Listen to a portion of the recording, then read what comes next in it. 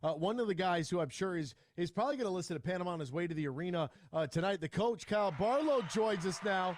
Coach Barlow, good morning to you, my friend. How are you, partner? Great morning, man. How are you doing? It sounds like you got some good callers on this morning. I never made it very far in high school basketball, so it's good, like you said, to reminisce a little bit.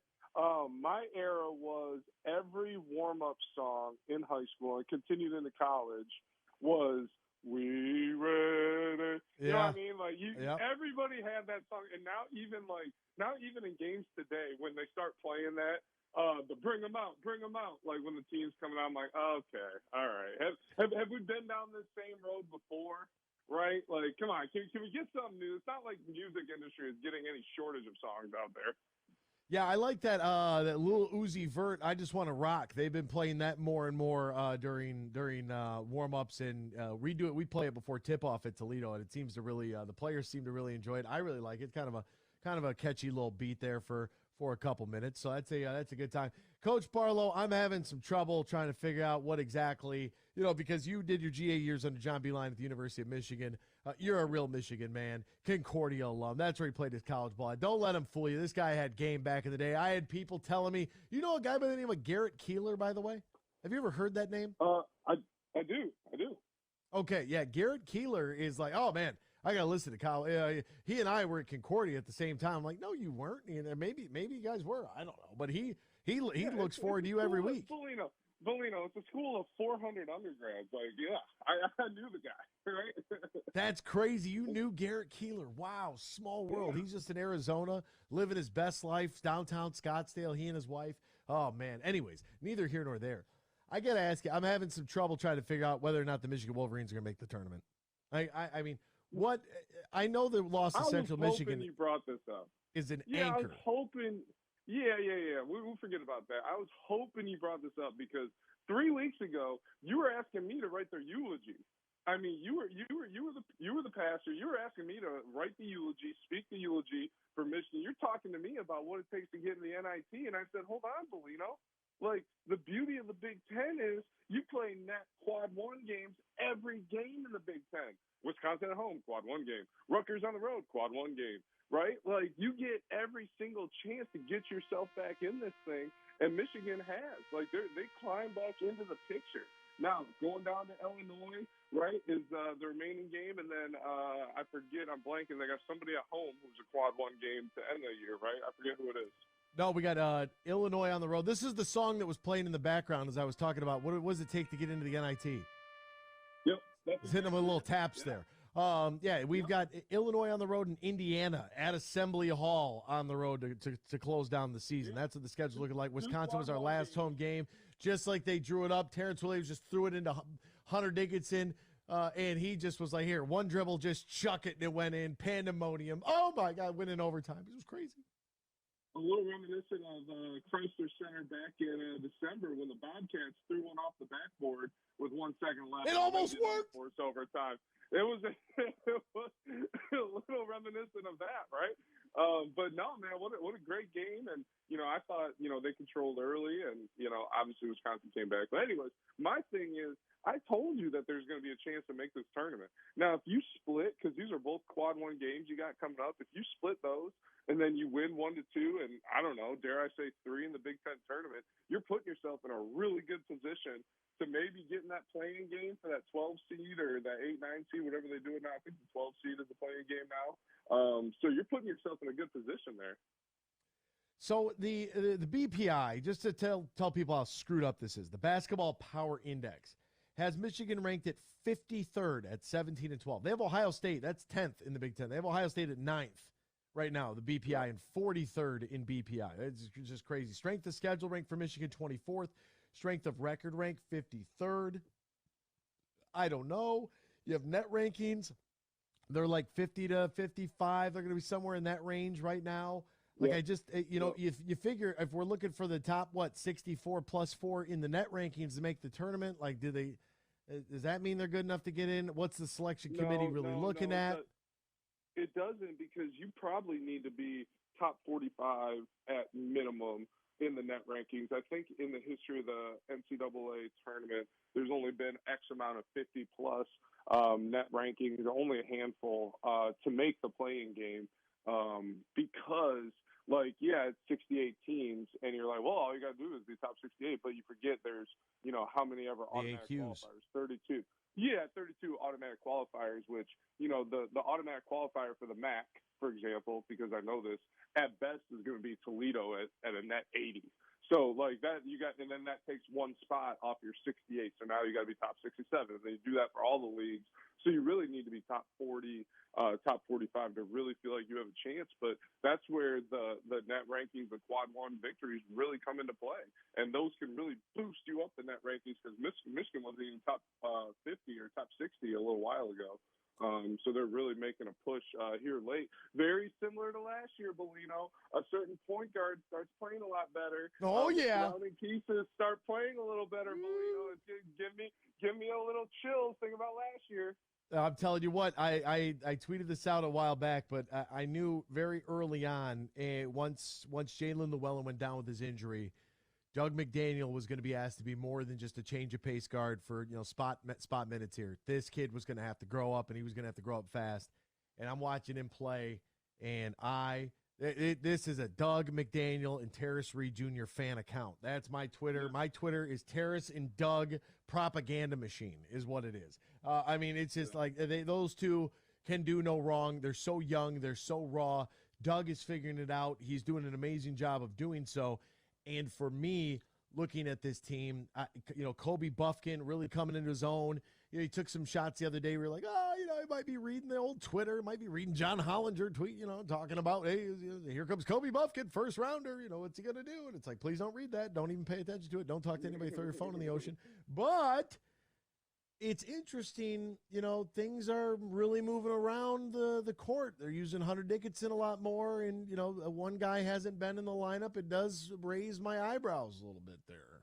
So one thing about Kobe, because obviously he's been playing really well. I saw on Twitter this morning, so, how about don't believe everything you read there, right? But he leads the Big Ten in field goal percentage at the rim he's plus 70%. So he's a little bit over 70%. Guess who's number 2 on that list? Zach Edey. Field goal. Yes, Zach Edey. Absolutely. So Kobe Buffkin has a higher field goal percent at the rim than Zach Edey. Now, I'm sure Zach Edey's got more volume because the dude never leaves the paint, right? So it's 3 very seconds. Fascinating to see that. Yeah, right. Very fascinating to see that stat. The other thing I was going to say, and this is more towards the general college basketball portion of the segment, right, is when you look at the net rankings, and we were going to do a deep dive a couple of weeks ago, but we got distracted. Who would have known? And people I know are saying, well, Michigan's tied for second in the Big Ten. They could be all alone in second place as little as next week or in the next few days, they could be all alone in second place. How are they not in the tournament? And I'll tell you, because not all 11-7, not all 12-7 records are created equal. The way the net rankings work is they rank your wins based on where they're at and your quality opponent. So one, they rank it where you're at, right? And it's 1.3 plus 1.3 if you win on the road, plus 1 if you win on neutral, and plus 0.7 if you win at home. They rank it by opponent, and that's when your quad 1, quad 2, quad 3 come in handy. And you got to be a top, I think, 25 win at home to be a quad 1, top 50 net ranking on the neutral, top 75 on the road. So obviously these 2 road games are going to be quad 1 games for Michigan because both those teams are in the top 75 in net rankings. So when you look at the records, especially in Big Ten play, it can be a little deceiving because all Michigan has around them and below them in the standings are tournament teams. So people are going to sit here and say, well, why is that not? And I'm going to tell you this, it's not all 11-7, not all 12-7, not all 13-7 records are created equal. Yeah, ain't that the truth? And it is. I wish I don't know. Like there is no perfect science to figuring this out, and that's why I guess we have Selection Sunday. That's why we have automatic qualifiers, from the conferences, and in there a try to assemble the best field possible. How many teams do you think from the Big Ten get into the NCAA tournament? I've seen it as high as 9 or 10. I've seen it or hovering around 8. Bracketology is going crazy. I mean, you have 5th ranked Purdue, 21st Maryland, 15th Indiana. You have Northwestern in there that's rattled the cage a little bit. Michigan State, has fallen a little bit behind in the Big Ten standings. What about a Rutgers or an Illinois? What's Iowa worth at this point? Then you have Michigan. Right. It's like, holy mackerel, that's a lot of teams. I think all those teams are in. Besides the Michigan, who you mentioned, and then Wisconsin, who you didn't mention, who are both kind of teetering on the last four in, last four out.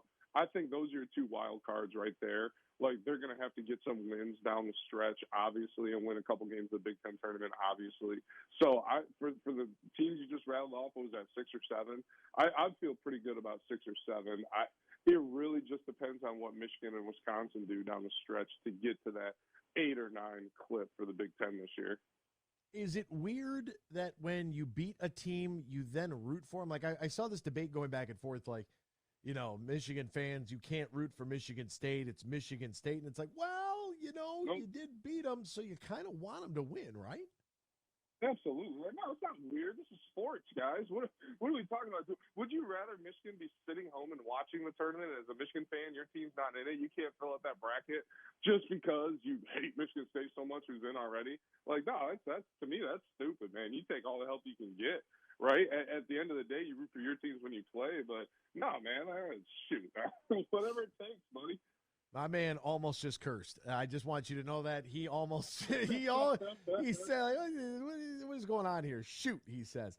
And I'm wondering, I do have to wonder this. And from a Michigan State perspective, you split your games. The first one was an absolute rock fight. Why is it that Michigan is such a question mark, as in last four, you know, first 4 out or next 4 out, but Michigan State has like a guaranteed, oh, they're in. And it's like, well, you know. I mean, you just look at the strengthened schedule, and then you look at what's the other one, the strengthened record. Mm-hmm. And, you know, Michigan State by far played probably next to Alabama and a couple teams like that, probably a top 5 schedule in the country in the non-conference. So, yeah, you look at that really does matter when it comes down to it at the end of the day. You know, playing that aircraft carrier game where they lost because I think it was Jay Nakins hoisted a 3 of the wind took it at the last second, so he couldn't make it, right, on the aircraft carrier. You look at games like that, and those go a long, long way, especially this time of year, not because people necessarily remember those games, but because the metrics are in favor of teams who play those games. Where Michigan played a good schedule, but, you know, obviously they lost to Central Michigan. Ohio University probably should have won that game, but, you know, Michigan made the plays down the stretch, and obviously the big plays were theirs. So you look at those things and those factors, and that's why Michigan State has a nod right now, even though they have similar records and they split in their conference play, in their games. At the end of the day, you got to control what you can control, and 3 straight for Michigan is a really good start here. Now, if they could just, you know, handle business on the road at Illinois, if they can win the next 2, they will play in a couple of days at Illinois, and then they'll play on the 5th at Indiana. They get that win at Indiana. Yeah. Boy, that would look really, really good, because they should have had that game at home. But that's when I saw Jalen Hood-Schifino for the first time in person, and I said, he is out of here. This is it for him. We don't have to worry about him anymore at Indiana. He is leaving. Goodbye, and hello, NBA. See you later, kid. I could not be more impressed with what that young man, his body of work, and just his frame. 6'6", point guard. Like, the dude's built for long-term success. Just ask Purdue. Yeah, just ask right? Purdue, right? Hey, I got a quick question for you. I know we're running up against it. Do you think it's Bush League? I know you love Matt Painter. You know, you get to sit next to those coaches. I heard your Izzo story. It was great. You get to sit next to Matt Painter when he's in the Chrysler Center. Do you think it's Bush League when he says after the game about Jalen Hood-Schifino, he said, yeah, we won't be seeing him much anymore. Do you think that's kind of gamesmanship? Do you think that's a backhanded compliment? Do you think that's just legitimate praise? Or do you think, like, that's like, hey, even Matt Painter thinks I should go to the NBA. There's no way I'm coming back. What do you think? Where do you stand on that? Well, you gave me 3 options. That's A, B, C, and D. All the above. Yeah, it's a big get out of here, kid. I don't want to see. Like, I'm telling you, he came out of the floor. I'm like, Jalen Hood-Schifino. Okay, I've seen him a couple times on TV. Now I get to see him in person. Seeing it in person is so much different than seeing it on film. Would you agree? Yes. Oh, 100%. Yeah. My dad was sitting there watching our game after. He came to one of our games, and we were watching film at my house afterwards. He said, you know what's crazy? It is way more physical and fast in person than what we're watching right now. Oh, absolutely, man. Oh, it's 100%. Like I was watching, who was I watching? I was watching Hunter Dickinson and the little skinny freshman guy from Wisconsin. I mean, just battling, just banging on each other. And I'm like, yeah, like to get a post catch right now in the Big Ten, you got to work. I mean, you run over the half court line, punch the time clock. Like it's going to be physical. Getting a rebound? Yeah, and so how about getting a rebound? Matt Painter, like, yeah, get him out of here. That kid's so good. Oh, man, don't have to worry about him anymore. Like, he's out of here. Like, yeah, backhanded, and yeah, get out of here. And yeah, put a little birdie in your ear. Get the hell out of here. Jalen Hood-Schifino, you're too good for this league. He is Kyle Barlow, the coach. Coach Barlow, my friend, as always, appreciate the time. Thanks for stopping by. Good luck against Kent State tonight. You need a W here, 7 o'clock on ESPN+. Thanks, Coach.